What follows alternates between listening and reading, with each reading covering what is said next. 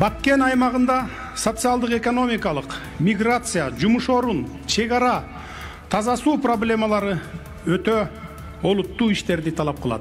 Аймактагы көйгөйлөрдү санай берсек, узун тизмеге айланат. Таза иштеп, экономиканы көтөрүүгө көңүл бурсак, акырындык менен бул маселелер четинен чечилерине ишенем. Шайлоо таза өтөт. Кристалдай таза өтөт. Анткени биз 30